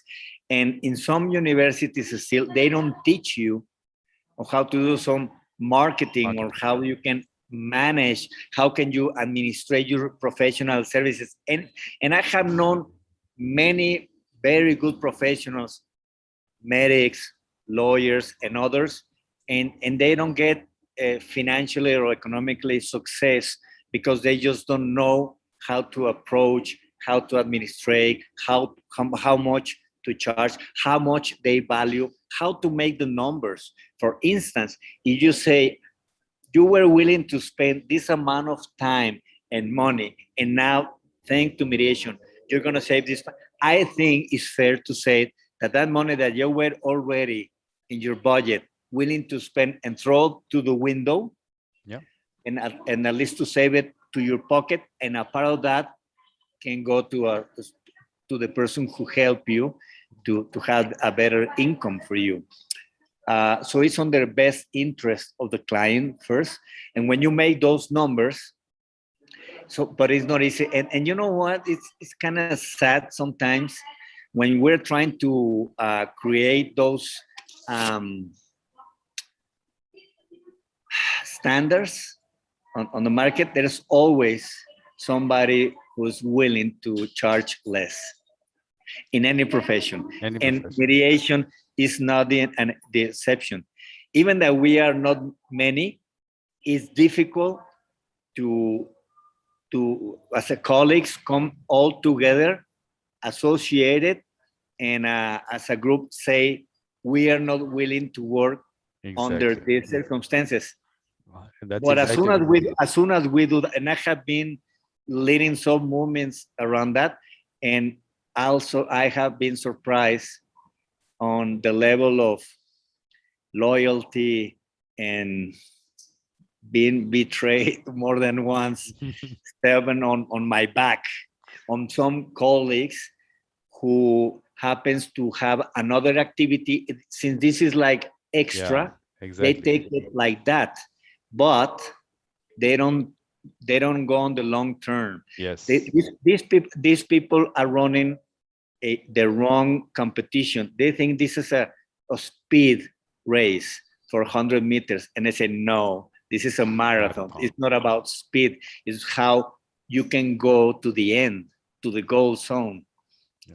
You know, so because once they get out of that job and they want to start to do a mediation, they found out that they were just killing the field and tearing apart the prices because they were willing, in order to get some extra cents on their regular income, as mediation. So it's not going to work, mediation, if you see it like an extra or the cherry of the pie. No, mediation is the entire pie. Exactly. And in the future, if you're willing to do a living out of this, sometimes you have to sacrifice or to say no today in order to have, you cannot change the gold medals for the ones that are made of wood on today. You know what I'm saying? Yeah, absolutely. To have that vision on the long term, it's important. And sometimes you have to be willing to take the risk, and sometimes even to lose today in order to gain something better in the future. And sometimes the worst enemy is at home. I mean, imagine whatever you're saying, exactly this is what I keep saying. So it's nice to see that someone else sitting in another part of the world has the same thoughts on this. This is exactly what really needs to go out. This message is what needs to go out. And I think that way, that's and I always telling them like, hey, look, this job that you have today is not for eternity. It can finish one, especially if you're in the public service, because they just changed so many times. So have you imagined yourself being a full-time mediator in the future? Oh, well, yes, of course. Well, you are just killing that opportunity. Exactly. Because for instance, an international contractor, I'm not going to say who, decided that is going to, when we were doing training around the country with them, with in international funds, suddenly they have a new policy internally in that institution, and now they're going to pay us half of the price of the rate of the early hour. Mm-hmm. And say why? Because but that is running against my value. Because if another contractor is asking me tomorrow to work with them, I have to be honest and tell them where are my rates. Yeah. And I cannot do some devaluation on my work because it's running against me on the future. So I have to say no to this contract because it's going to hit me in the future. But guess what? there were people willing to, To take okay, it. no, Yeah. because it's extra. They're doing something else. They are teachers on universities. They work for the government. They have another job, and this is extra. Yeah. And said, well, it's better than nothing. And since it's extra, sure, I'll take half of the price. And I had to say no and let others do it. But those others, they will be on the street one day. Exactly. And I will be there to remind them, do you remember that day? Well, you just, now you will be living what we live and how it feels to be on this side of the street, on the other side. Exactly. Finally, it's all about that vision, that long-term vision. That's everything is all about that. But what interesting thing that's coming out from that is that we need to help mediators market themselves. We need to, I need to put one session, one whole series on that also. That how do they go about doing that? So I think that also needs to come up. But otherwise, I mean, you speaking to people from all over the world also. What is the sense that you are getting from other places? How are things in other parts of the world? I think it's moving everywhere. Every time more and more and faster. I think there's some unique consciousness, and we share some of the same conflict. I mean, just like now, we just never thought and we never talked about it before, and we were working or fighting some of the same fights, and even using some of the same arguments, maybe, you know. So my sense is that it's growing. It's in some places it takes a little longer because the regime, the political system, the moment that they are living in a specific country, the economy. I mean, there are many factors, but at the end, it doesn't matter. The judicial system is cracked, is broken everywhere. It just is worse in some places than others.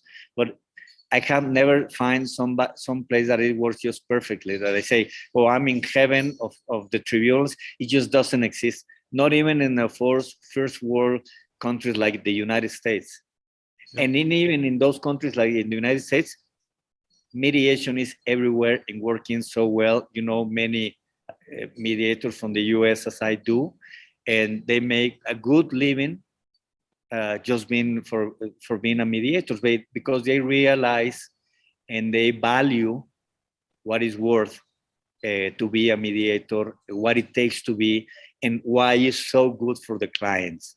But those are people that you are, but we are all moving on that direction, I think. But the ones that you are interacting with in the US are the ones who getting that work. But or if you talk around there, they also don't have so much work. They're also doing other things. This is just one activity. Still, well, yes. I never forget the first time that I went to the United States on a study tour to check on the systems and all that. And, you know, always you have these questions like, how can I do it without taking like 20 years to get in the point where you are right now? Like, how do you deal with lawyers or, you know, those kind of things? How you convince tribunals and court systems to jump into mediation? And also I asked the question, from all these people, that was the annual meeting of the dispute resolution section of the American Bar Association, which is the largest organization of lawyers, I think, in the world. So how many of this, it was a room of, I don't know, like close to 1,000 people, these big, huge American style activities. In one of these convention centers, you know. And I say, how many of all these people, their main activity is being 100% mediators? And that was like 20 years ago. I say like maybe 5 or 6%. The rest remain to be lawyers because it's a bar association, and they do both, you know, their regular activity as lawyers, but also on the use of ADRs, because sometimes they get an arbitration and they represent a party, or they can be an arbitrator or a mediator or represent a party on a mediation case. Yeah. Wow. So I was a little discouraged at that moment, like, wow, because I want to be a part of that 5%. Exactly. So Yeah. what I say, it's a decision you have to make. So in order to be on that 5%, you have to have this willingness, this strength, this renewal every time, not being defeated, to keep the faith. Yeah, No, Rafa, what my point is to that make there it are happen, to there's so make it many. happen, Look, not there's to so wait for everything to be perfect, waiting for you. That is just not going to happen. You no, have to make it. no, but what I'm trying to say is that look, people like us who are wanting this to happen and what we're doing whatever we can. On the other end, when I look at the situation, even in the US or in UK, that percentage hasn't really changed. If you really look at it, it's still the same. So I keep asking everyone in those 40, 45 years, if things haven't changed for mediators, there seems to be some fundamental issue somewhere. Today also, you will be able to just count the number of people who are saying that, yes, we are full-time mediators. So something is wrong somewhere. And I still keep saying that this is connected to the court system, because in the court system, these people are coming in, they're getting some work, they feel tomorrow they'll be able to start their private practice, they'll get work, they don't get that, they move out, new lot comes in. So in that cycle is going on in the court system, and that's not working. So we have to relook at the entire structure. I'm saying for us, as our profession, I'm saying the judiciary, for them, definitely what is in place is what works for them. They don't want to change that. I mean, they would want us to work for free. But why don't the lawyers work for free in the courts? Ask them to work Right. for free also. Why is it No, that mediators have to do it? I can't right. understand that. No one talks about it. I think we need to get collectively on this. So my mediators collective, I think we have to start looking at policy changes in the various parts of the world. I think we have to start focusing on that also. Totally. And it's been part of one of, the fights that I have been fighting for, to make this professional activity, well worth it, and that you can get paid good enough to make a living, as anybody else, as any other profession. Um, Also, we need to work a lot with lawyers, that they don't see us as the enemy, but as someone who really is going to help them to provide a better service, to go with more clients, to collect their fees faster, to not take more risk, because a lawyer, it's it becomes a partner now of their client, because they also go into this bet that they're going to win or not, and part of their money is on risk too, and on the long time that it's going to take in order to get it done. And so that's a big risk that they're facing too. And some of the lawyers are complaining that at the end of the story, sometimes their clients say, well, thank you very much, but I cannot pay all your fees. And now we have lawyers claiming into the court systems for their clients in front of a judge who was their client in the past. Now they want to charge their fees, because it's just so expensive. Just so they know that it's became harder and harder to collect their fees today. So we will gonna help them with that too. And of course, there will be some cases, if that's what they want. I mean, at the end, mediation doesn't mean the end of the judicial system or the extinction of lawyers at all. Exactly. I'm saying that they should be looking at doing their job properly. I'm saying even a simple thing like the civil procedure code, you simplify it, you make it easier for the trial to happen faster. Because look, I'm very clear on this. If you put someone behind bars, you're putting in the person in jail, you should be able to give justice in 1 hour, or maybe 1 hour is also too much to put someone behind bars. But knowing that you will not be able to dispense justice in 2 years or 3 years, and putting someone behind bars, I think that is a criminal act. That is a criminal activity. Because how can you take someone's freedom away when you know you are so inefficient? You know you will not be able to deliver justice. So why do you do that? I mean, this is the colonial mindset. I'm saying you know that the courts can get away with it, but no one's going to question you. How can you put someone behind bars if you know that you can't give him justice? Let me tell you, I keep saying that so many times. Are you willing to do it to yourself? Are you willing to go behind bars for 3 years thinking that, yes, your trial is going to happen, no problem, let's wait? It's that colonial mindset that needs to go away. That's why I think it's so important to change the law.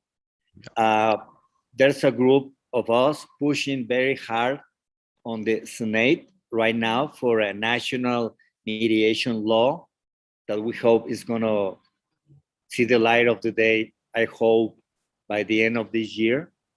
And it's going to be a game changer if mediation become mandatory before going to a trial.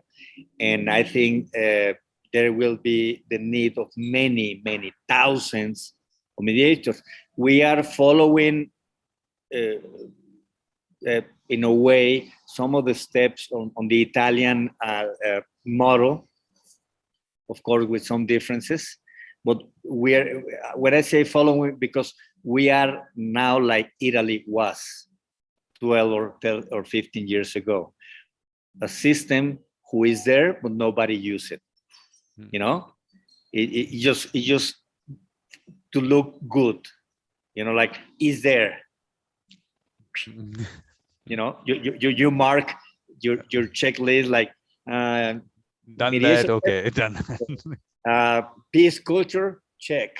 Mediators, check. And then do nothing about it or even work against. So it's like this double face that they have this political speech, and then on the true, on reality, do nothing about or even work against that system. So I think it's going to end once we have a mandatory system, because I don't think we don't have another 20 years to work for a system who's been failing over and over and over again. And the important thing is it's surviving only because the people are not questioning it as much as they should. I think that's the only reason. Again, I'll keep saying colonial mindset. The people just feel that they can't do anything about it. But in terms of the law that you're talking about, Rafa, the thing is that every country, I think, because is looking at, because of course they've signed the Singapore Convention, so they're looking at drafting a law. So they're also looking at domestic mediation. India is doing that, and I'm telling you, the issue that's coming up is that on one end there is so much mediation that has to happen on one end. But on the other end, people want to regulate it in some way. I am saying that's going to be the worst thing that can happen. People talk about training. I am saying that the numbers that in a country like ours, I mean, of course, Mexico, you would know the figures, but a country like ours, the numbers that we need, who are those trainers? Who's going to do it? So I'm saying that regulating the profession to do it when the profession has not even taken off, I think they might just throttle it. I have that fear, and I see for India, I definitely have that, because today we have a legislation which gives you look, two options. I mean, of course, you would have a different, when I say conciliation, you might have a different way of what conciliation is, but we have both the words together, mediation and conciliation. For that mediation, you do it just the way you want to, whoever you get, whatever you want to do. You don't have to have a written settlement agreement also, but it's at the end of the day a contract.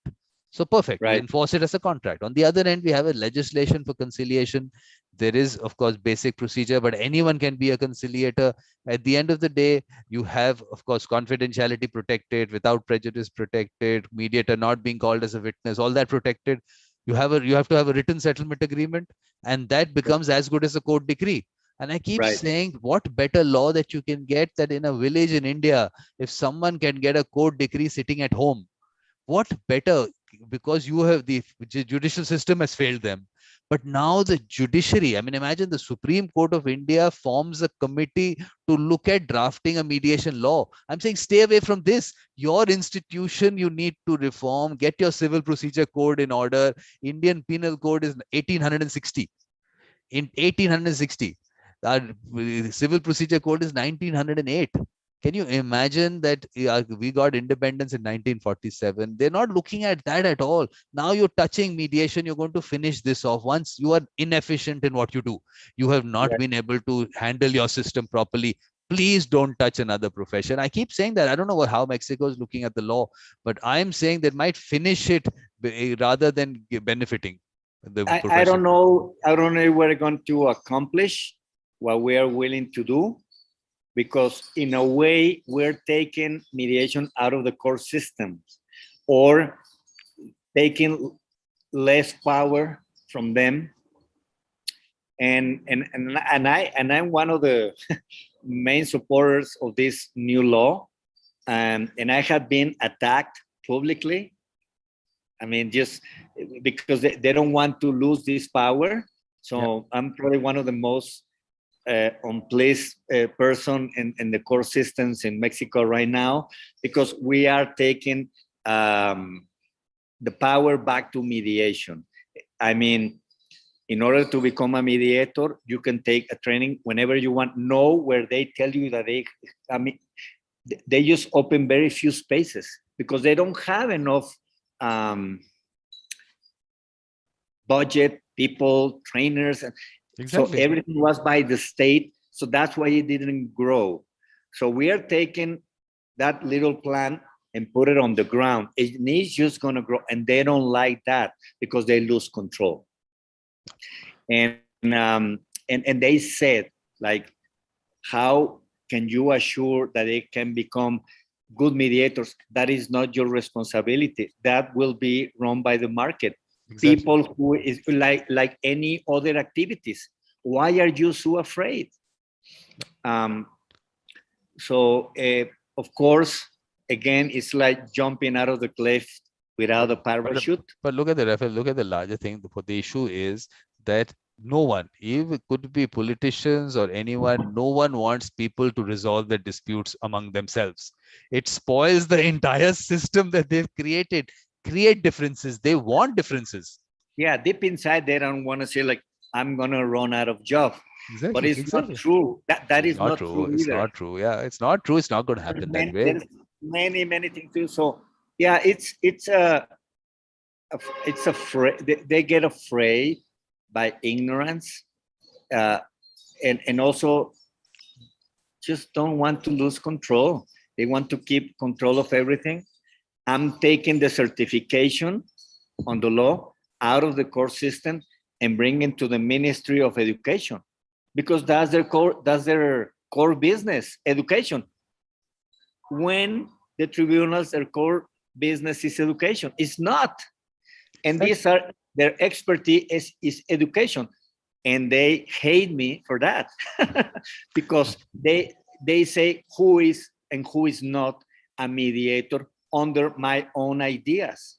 And you can imagine that we have 32 states or provinces in the country and 32 different systems or ideas on how to do the same.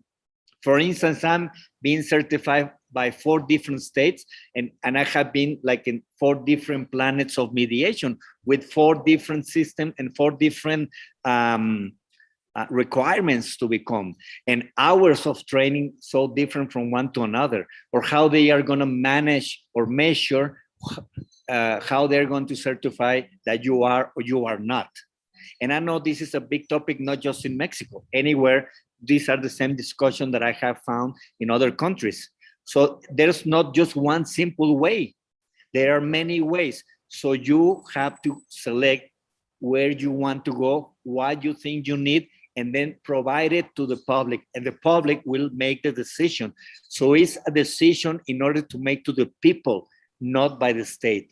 The state cannot stole my right to choose and to make a decision. Exactly.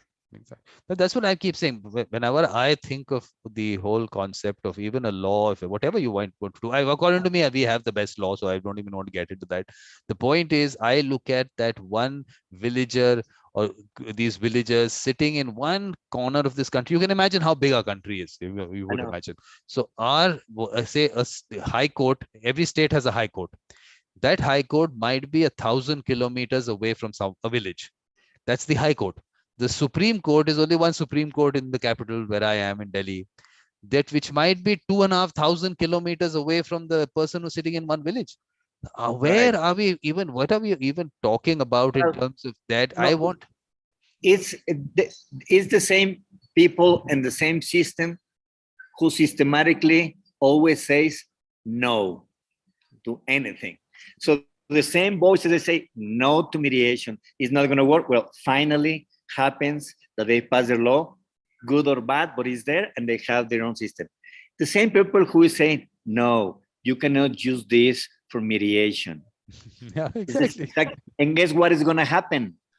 Right now, those same voices, well, now since the pandemic, because this is not new, internet and the cell phone, they were not invited 2 years ago. Yeah. Thank God. It's going to happen. So I'm sure that it's just a matter of time because they just don't have a choice. Either they do something about it or they're going to finish real bad. They're going to finish to collapse in a real bad way. Because for me, I'm telling you that this whole thing of undoing a law takes a long time, and this whole and I'm talking. This is most countries. The thing is that I think people do not either have the larger vision for a country, but I still feel government should have that. I mean, it's not that because they represent people, they should understand what's happening at the grassroots level. And for me, the system that I have here, I feel that's the way it needs. You need one method which is totally left to people in whatever way. The other is left to them to choose whom they want. The process, totally how they do it, is just that there is a certain kind of whatever we've got certain standards, part of the law, basic, very basic. You don't need too much there. Let people use it, let it develop over the years. Then you can have, I mean, even if you talk about, I'm saying training, for me, I don't know whether you've heard me, various places I keep talking about, that for me, this is a totally different way of area of work, where this is a person to person contact. This is natural ability. For me to say that today I will give you a certificate to be that kind of person, it won't. Your mediator mindset, Rafa, is not because you were trained, it's because you had it in you. It is just that that training maybe showed you what you were doing. So I just want that part of it, people should understand that these are people out there with that natural ability. I keep saying, let's just start right now. Let's just identify those people. Let's bring them into the profession. But if I want to bring them into the profession, I have to show them money also. They're not going to come for charity onto a profession. They have to earn their livelihood. So all that has to happen on a very different level. I think someone somewhere there, when we pay, I mean, of course, I'm not part of any policy changes in the world or the country. I don't get into that. But I feel that those conversations should go on. And these are people, there are sometimes vested interests also. I mean, and I keep saying the judiciary has a self-interest. I'm not saying vested interest, it's self-interest. But there are institutions and people who want to be in some way sitting up there, getting benefit from it. Those are things that you have to fight. I think it's a matter of dignity. We have to dignify mediation, the use of mediation, the profession of being a mediator. And it takes a lot of effort in order to accomplish that. So it's been a hell of a ride. There's many things to do. Sometimes, like now that I'm traveling, I disconnect a little bit because sometimes you have to take back to basics and charge batteries for the next one that is waiting for you. There are many challenges, many battles. I just don't know in my lifetime I'm going to see everything, but I'm pushing as hard as I can. Every day. I'm giving and doing my best. I don't know if my best is good enough for what we're trying to accomplish, but I'm going to left all my energy and all my input to, at least in my country, to push in that direction. So it's been really a great morning here, and I think it's getting late there in India to have this conversation. You made me remind some important things on why I make some decisions in my life, and the many things that are still waiting. I always tell my students that I don't know if they're going to be successful or not as mediators, but one thing that I can assure, they'll never get bored, because there's many activities and many things to do, and that you can invent, that you can come up with a new slogan, like the Woodstock of mediation, or to make a poster, to have a jingle. I mean, creativity and invention is just waiting for you in order to do and accomplish many things. And then dreams can come true, because we all dream and share the same dreams for a better world, and to live in a better way. And it's there. It's here. It's in our hands. So it's really inspiring to be here and to share some of these talks and some of the reflections with you and your audience, and some other colleagues that have been here, and the ones that you have been invited, and delighted to be here and waiting for the next Woodstock concert or another chapter. Maybe we will make a new one that is being called "How to Become a Private Mediator and Not to Die on the Way," or how to learn to fly without a parachute on the way down, or Yeah, how to learn to fly when you're falling down. Right. So anyway, so thank you, Rafael. I know it's for you also. Your wife is there and everything. You need to do other things. So thank you very much. And of course, pleasure talking to you. And there are lots of things we have to do together for sure. So what I'll do, I just end this recording and the live stream, and I'll just take 1 minute and I'll talk to you about the other thing that I'm talking about. I need